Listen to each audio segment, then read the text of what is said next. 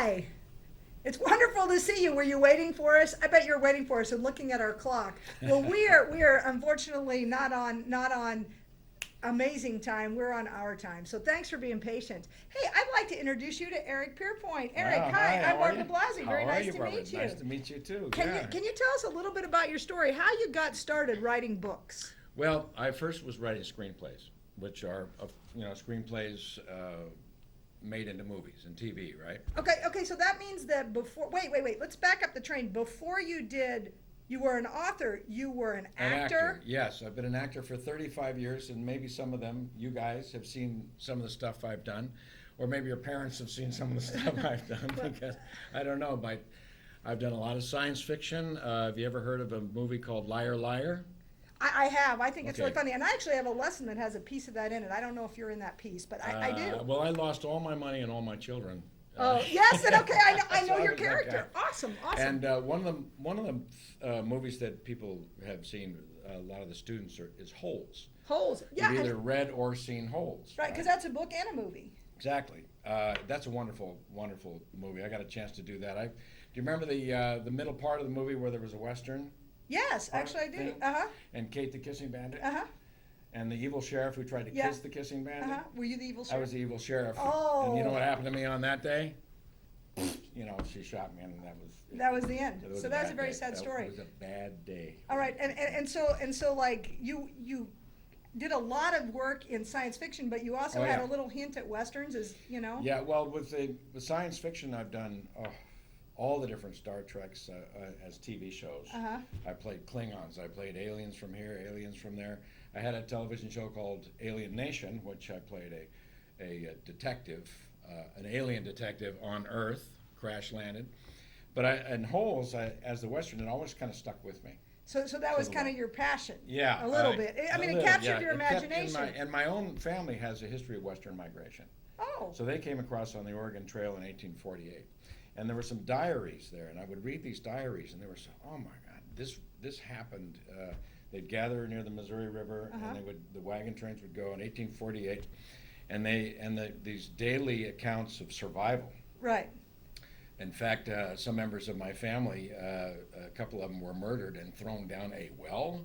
So, I a lot of different, and the women in my family were considered prairie doctors. Oh, very cool. Yeah, So they they're were like healers. Nurses. They were like MASH unit nurses.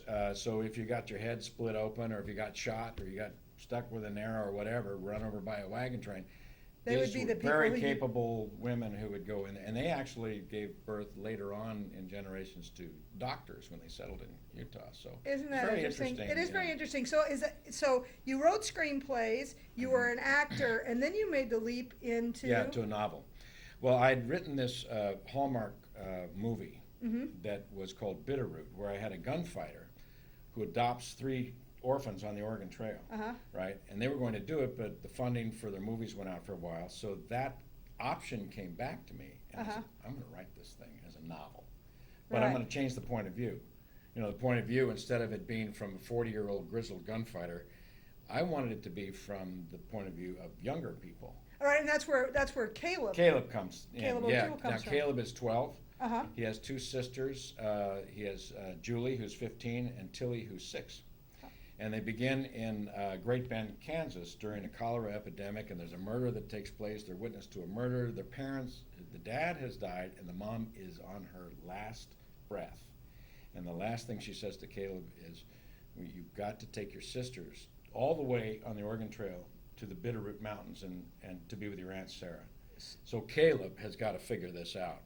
So you talk about kids behind the 8 ball having to go through this. And this have to figure out how to Yeah. problem solve, take care of their Right. siblings. in a 1-horse buggy and a little dog named Tumble, which is like the toughest dog in the West. Like a little Toto dog, Yeah, but really tough. Absolutely. Toto tough. on steroids. All the while, they've got to figure out how to do this. The mom's last words were she wanted Caleb to be strong. And so he held it together. And he thought all he was the- supposed to be the answer to this. The man. Right. And so they start off, and one of the great things about doing this book was research is so important when you're doing historical fiction. I mean, Because how it has to important be is that? accurate, a little bit. Yeah, yes. And you spice your fiction up with fact so it's deeper, there's more texture, and it became very important to me. But one thing I was missing, I wanted to actually see what the characters were going to see. Okay. So did you go on Yeah. on like a travel? I So went- so would you guys like to see the map of that? Okay, let's put it up. All right. Yeah, so we started out, Joey, my dog, and I traveled to Great Bend, and we hit Great Bend and looked around there, and I've talked to historians and people in museums, and then we headed north to the Platte River up in Kearney. Went through places like Dobie Town. Dobie Town was like a town of mud. Oh. I mean, it was the most violent town in that around, and even so violent the federal troops would never want to even go there. Hey, how did you move like a wagon through that, right? Because he's in a buggy, Right. and he's got these two young children that are traveling. How old is he? Well, he's 12. So he's the middle child. Yeah. Were you the middle child? Yes.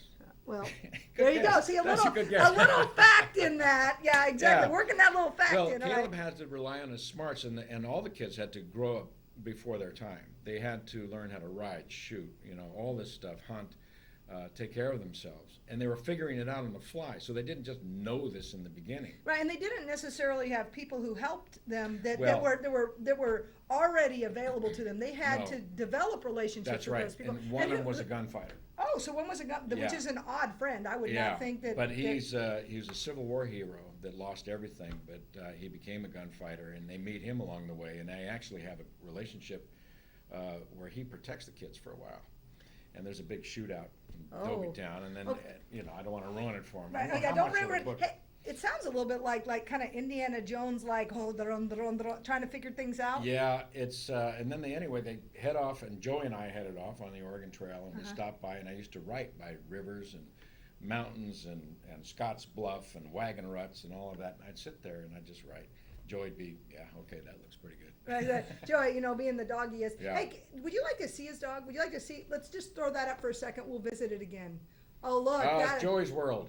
That Yes. is Joey's world. So Joey got to explore all kinds of places. So you can go ahead and tell your story. So you would write, and he would just kind of check you out while you we'd- were writing. I'd throw him a stick every now and then. We'd walk and just kind of go through all of these places together, including I almost stepped on a rattlesnake at Scotts Bluff, I put that rattlesnake in the book, by the Because way. it frightened you. So how many miles did Caleb travel in his travels? It's about 1,300 miles. 1,300 miles. Okay. Yeah. So let's just put that into perspective. If I were to walk to Columbia, Missouri from here, that's 120 miles. So it would be like walking back from here to Columbia, like 10 times. Fortunately, the gunfighter gave him his horse named Pride. Pride. Now, Awesome. Pride is this big black stallion. He's been through the wars, everything. And the gunfighter's been shot up, so he can't move. They're in this Indian camp, so he gives Caleb Pride. And Pride, is just this, he's almost like an ally for Caleb. Caleb learns how to ride and shoot from a gallop, and he actually has to win his way onto a wagon train by Oh. winning a horse race. Oh, and Pride. Pride And plays Pride into has that. to go against this young Arabian stallion, right? Uh-huh. And Pride's this old war horse, but and he's got it it's, going on. It's one of those races that you come on, Pride. Okay. So in my mind, I'm seeing this as like an action movie. Is that Yes. kind of how you see this? So if you're going Yeah. to say genre, what would you call It's it? a combination. Okay, first of all, it's Western, right? Right. It's action historical fiction. Right. Okay, so action's very important because I believe, and as a kid, I sort of feel like I wanted to write a book that I wish I had read. Oh, when I well, was and that's younger. smart. Right. Yeah. If I was younger, I would have read this book. Yes, it moves at the speed of light, Right. but it also has a story and content. So I'm trying to find a new way of writing historical fiction adventure. Right, for kids, so that Yes. it captures their imagination and their sense of spirit, because that's probably what I like. Right. Teaching sixth graders, the thing I like best about them is they're so creative, they're so resilient, they're so inventive. Yeah, And that's to my capture thing. that I in your want the 12-year-old. kids to find the hero in themselves. Oh, Okay. find the hero And in you've yourself. got kids completely against all odds, Mm-hmm. and how they overcome these odds and how they succeed in the end. And that's I love that theme, Mm-hmm. and I love the way that they don't know and they got to figure it out. And at one point, Caleb loses his sisters; they've been kidnapped. He has to figure out how to get them back. Well, and he where they doesn't are. have resources like money, because if, a lot of There's times it nothing. was crazy in this time period, got they would, nothing. they would kidnap people and then you would have to buy them back. And he has He's got nothing. the horse, he's got his gun, he's got his smarts, Wow. you know, and that's how he does it. But, so at one point, he's working in the saloon because, just for food, because they run out of money. Uh-huh. And then something happens all the while, and even when they're on the wagon train, and then they get off the wagon train, there are the 4 Blackstone gang who are after them, Is it tracking them the Maybe whole way. because they saw something. They were witnesses to the murders that the Blackstones did. And so the Blackstones lost one of their brothers, the 5th brother, in a gun battle, where the gunfighter Henderson was involved in this, and so they're tracking him.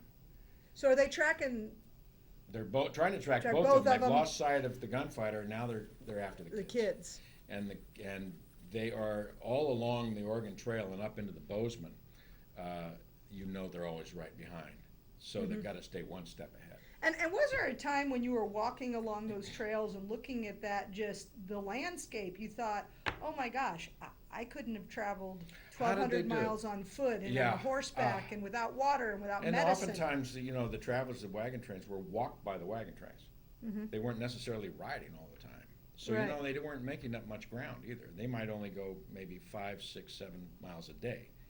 You know, if you were on your own with your own horse, you could go maybe 25, 30 miles. Okay, not to ruin the story, however, Yes. I'm curious, how long would it take an average 12-year-old to get from point A to point B?